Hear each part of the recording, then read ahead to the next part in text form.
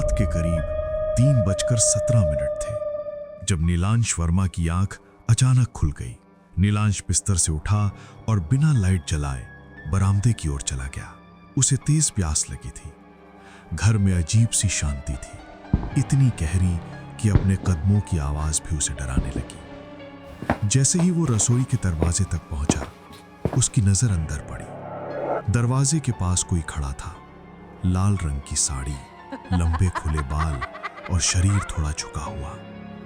नीलांश का दिल तेजी से धड़कने लगा। उसने कांपती आवाज में कहा, रिया। जैसे ही उस आकृति ने गर्दन मोड़ी, नीलांश की सांस रुक गई। वो चेहरा वही था जिसे उसने 2 दिन पहले शमशान में आखिरी बार देखा था।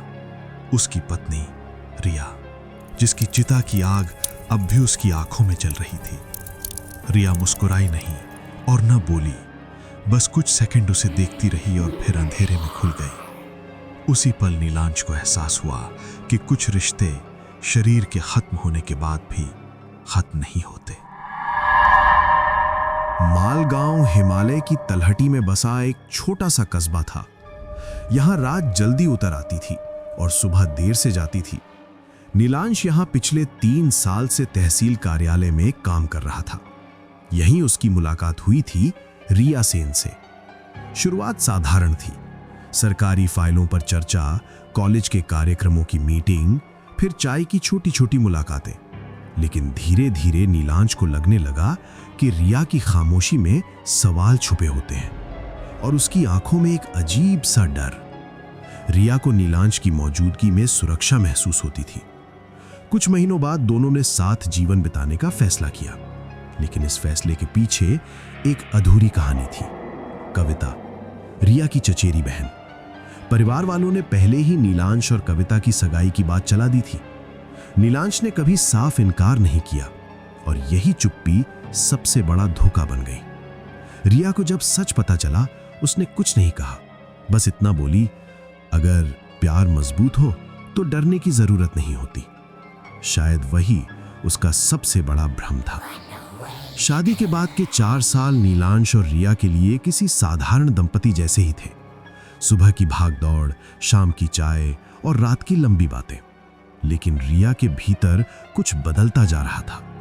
वो अक्सर खिड़की के पास खड़ी रहती, जैसे किसी का इंतजार कर रही हो।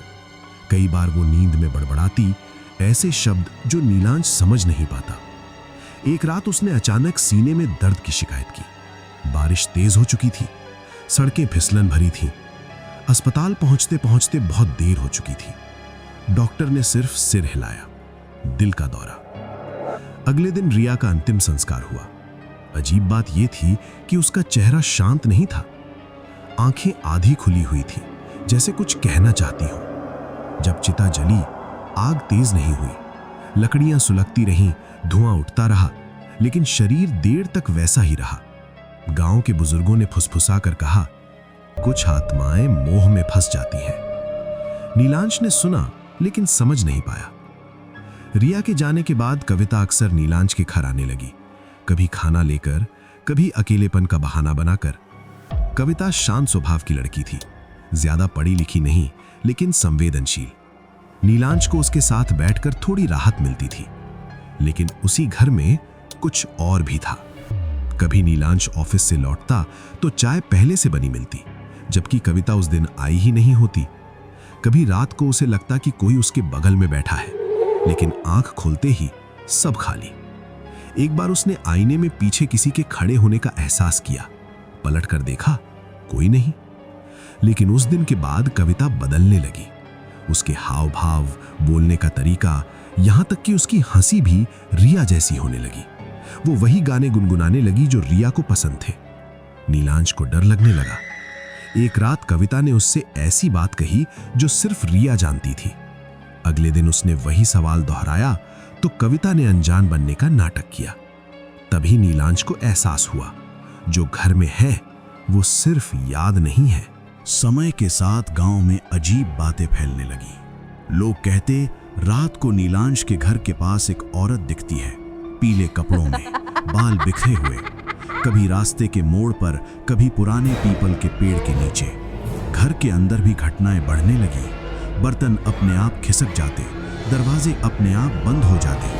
नीलांश समझ चुका था कि ये कोई भ्रम नहीं। एक शाम उसने हिम्मत करके कविता से पूछा, क्या तुम्हें कभी अजीब सपने आते हैं?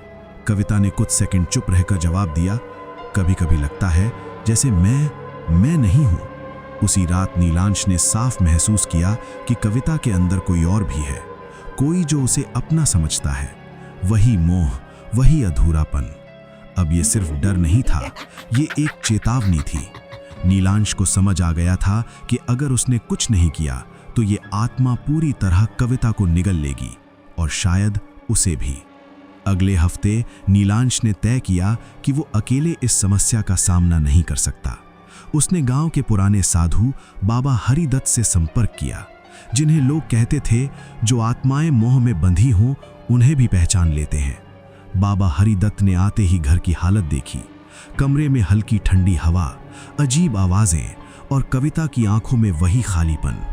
बाबा ने नीलांश से पूछा, क्या तुमने कभी सोचा मोह में फंसी आत्मा प्यार और पागलपन में फर्क नहीं समझती?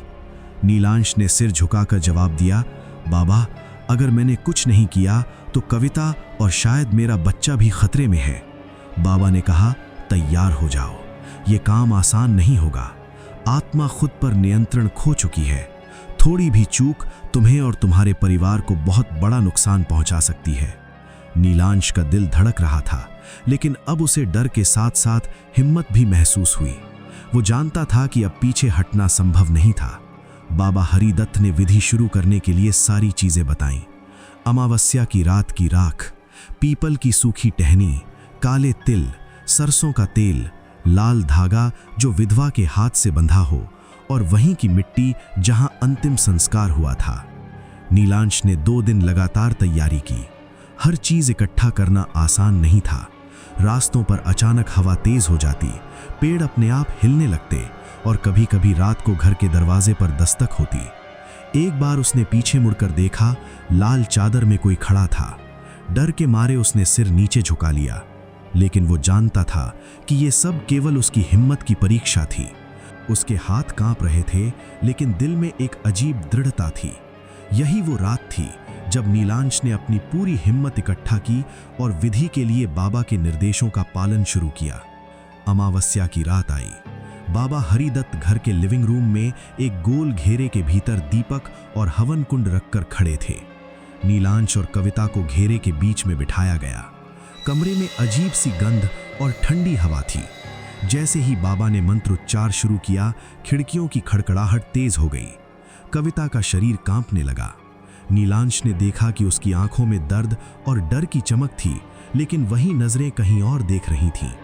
अचानक हवा का झोंका आया और कमरे में हलचल मच गई। बाबा ने शांत स्वर में कहा, तुम मोह में फंसी आत्मा हो, बाहर आओ और अपने मोह को छोड़ दो। उसी पल कविता ने जोर से चीख मारी। उसकी आवाज में रिया की झलक थी। नीलांश का गला सूख गया। उसने खुद को संभाला और बाबा के निर्देश अनुसार हवन में राख और पीपल की टहनी डाली। धीरे धीरे कमरे की ठंडी हवा कम होने लगी और कविता की सांसें नियमित हुई। नीलांश ने पहली बार महसूस किया कि रिया का प्रभाव धीरे धीरे घट रहा है। अगले कुछ घंटे नीलांश के लिए भयानक थे। बाबा हरिदत्त लगातार मंत्र पढ़ते रहे। कमरे में हलचल, धुआं और अजीब सी रोशनी का खेल चलता रहा। कविता कई बार बेहोश हुई, लेकिन हर बार उठकर बैठी। नीलांश के दिल में डर और उम्मीद एक साथ थे। हर चीज बाबा के निर्देश के मुताबिक थी। अंत में बाबा ने मिट्टी ली जहां अंतिम संस्कार हुआ था और हवन में डालते हुए कहा, जैसे ये मिट्टी रिया के शरीर को धरती में मिला, वैसे ही उसकी आत्मा भी धरती में शांत हो जाए। उसी पल कविता ने एक भयानक चीख मारी। धुआं कमरे के ऊपर उठ गया और धीरे धीरे हवा साफ हुई। दीपक की लौ स्थिर हो गई। बाबा ने गहरी सांस ली और कहा, काम पूरा हुआ। लेकिन याद रखो, मोह में फंसी आत्मा पूरी तरह कभी नहीं मरती, बस सो जाती है, सही वक्त का इंतजार करती है। नीलांश की आंखों में राहत और डर दोनों थे। वो जानता था कि अब सब कुछ ठीक है, लेकिन इस अनुभव की छाया उसके मन से आसानी से नहीं जाएगी।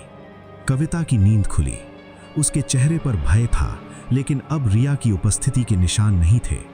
उसने नीलांश को देखा और धीरे से बोली, मुझे कुछ याद नहीं। नीलांश ने समझाया कि क्या हुआ और बाबा के द्वारा की गई विधि के बारे में बताया। शुरुआत में कविता को विश्वास नहीं हुआ, लेकिन धीरे धीरे उसने खुद महसूस किया कि अब वो पूरी तरह खुद है। नीलांश ने उसे गले लगाकर समझाया कि अब कोई भी उसे और उसके बच्चे को नुकसान नहीं पहुंचा सकता। दोनों ने एक दूसरे का हाथ पकड़ा और एक अजीब शांति महसूस की। अगर आपको ये वीडियो अच्छी लगी हो तो लाइक और सब्सक्राइब जरूर कर देना।